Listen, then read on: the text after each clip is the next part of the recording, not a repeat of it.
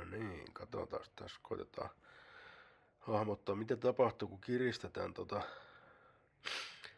lapoja pikkasen, pannaan yksi kierros noita lapapultteja tiukemmalle, niin tässä ammutaan kronografin läpi, niin katsotaan mikä on resultti tuolla lopussa sitten.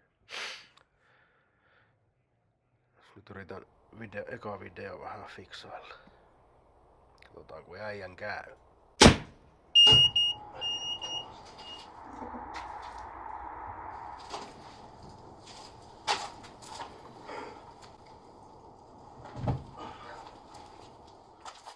Ja tässä on vielä loppukaneetti kaikista ammutuista nuolista. Siellä ammuttiin 3 eri nuolta, 1, 2 ja 3, ne on tuohon merkittynä siellä. Niiden nopeudet näkyy siinä perässä. Kiristys tuli kokonainen kierros molempiin lapoihin, eli noin 2,5-3 paunaa. Vaikuttaa aika paljon nopeuteen. Mutta mikä mielenkiintoisinta tuossa on, niin kun seurataan miten toi nopeus kehittyy eri nuolten välillä, eli 1, 2, 3 nuolen. Niin selkeästi tuo ykkösnuoli oli ensin nopein, mutta sitten viimeisellä kierroksella se 3. nuoli olikin nopein. Tää on niinku mun mielestä hämmentävä, miten se voi mennä noin päin, että se nopeudet vaihtuu, se on raskaampi, siis raskain se 3. nuoli, siksi on ollut alkuun hitaampi. Miten siitä voi tulla sit niin, että se kevyt nuoli ei lennäkään niin lujaa? En ymmärrä, mutta mielenkiintoista. Pitää jatkaa ton testailua tulevaisuudessakin vielä, että onko se oikeasti noin vai onko se vain joku.